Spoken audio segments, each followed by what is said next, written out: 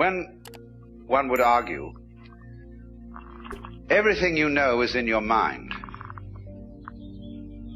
and the distance, the feeling of externality between you and other objects and people is also a content of consciousness. And therefore it's all your consciousness. This, of course, created all sorts of weird feelings. Are things there when I'm not witnessing them, or is there anybody else there? Or are you all my personal dream? And one has only to imagine a conference of such people, of solipsists, those who believe that they alone exist, arguing as to which one of them is really there, to make the whole idea rather laughable.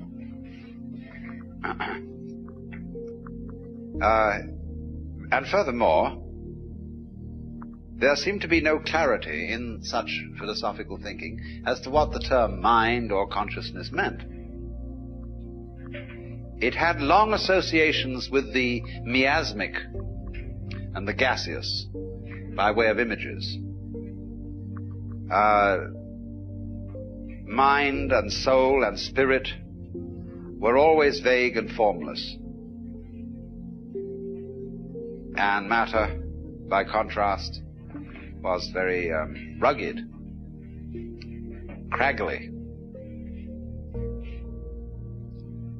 And how these two ever influenced each other, nobody ever could decide.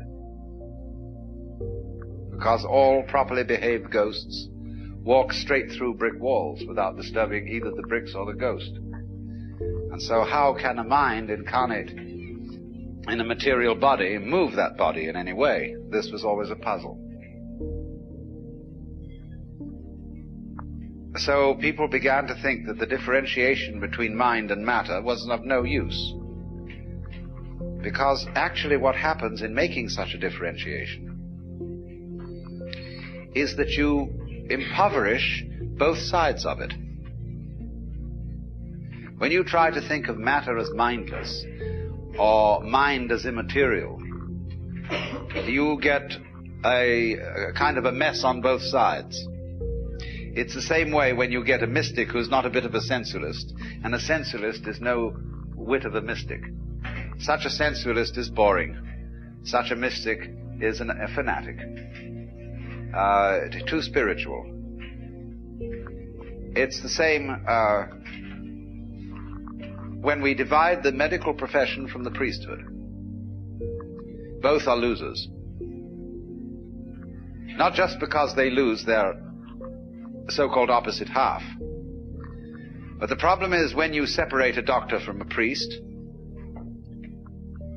you do more than create a specialization out of what was originally one field. You create two specializations. Because a priest-physician is more than a priest plus a physician. By having, as it were, the binocular vision from medicine and from religion, he just doesn't see two added areas.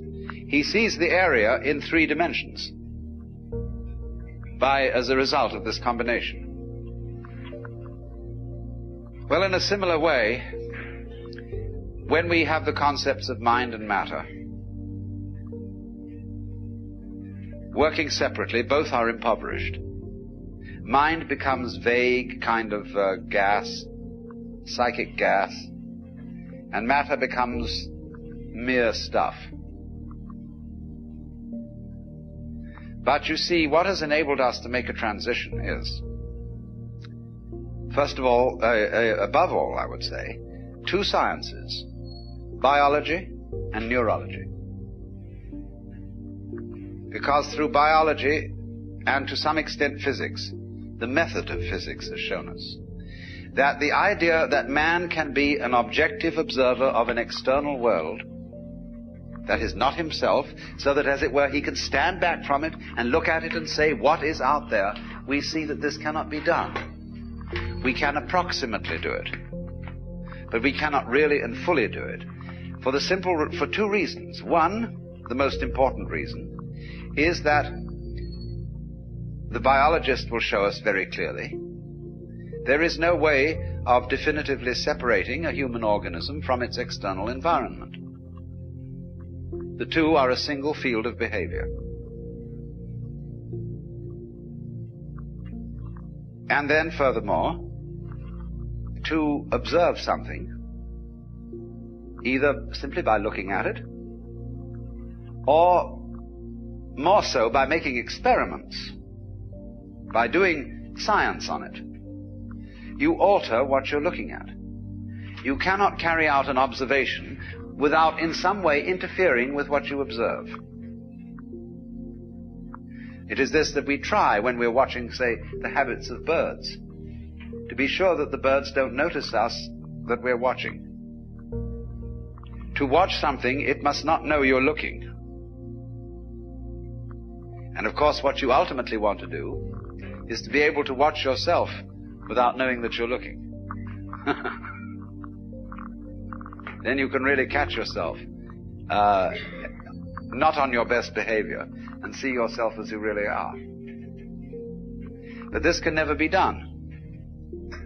And likewise, the physicist cannot simultaneously establish the position and the velocity of very minute particles or wavicles. And it's in part because the experiment of observing nuclear behavior alters and affects what you're looking at. This is one side of it. The inseparability of man and his world, which deflates the myth of the objective observer, standing aside and observing a world that is merely mechanical, a thing that operates like a machine out there. The second is from the science of neurology, where we understand so clearly now that the kind of world we see is relative to the structure of the sense organ. That, in other words, what used to be called the qualities of the external world, its qualities of weight or color, texture, and so on, are possessed by it only in relation to a perceiving organism. The very structure of our optical system confers light and color upon outside energy. And in this sense, then, especially if you want to read a very easily digestible account of this thing, you get the book by J.Z. Young called Doubt and Certainty in Science. But you see here, from a new basis altogether, we have a new answer to the old riddle. If a tree falls in the forest when nobody is listening, does it make a noise? The answer in terms of modern science is perfectly clear. That the falling tree creates vibrations in the air, and these become noise if and only if they relate to an eardrum and to an auditory nervous system. And so one might say then, is the existence of a universe before there were any living organisms an extrapolation? All we are saying is this is how things would have been if we had been around. But we weren't, so it wasn't. That is a possible argument. Although in the climate of opinion today, it is one that is not fashionable. You must watch out, above all, for fashion in philosophy, fashion in science. There are completely irrational functions that govern what is or what is not a respectable scientific opinion. And although there is very careful work done, very valuable and thoughtful experimentation, always in the background of this work, there are these irrational fashions of what is believable and what is not.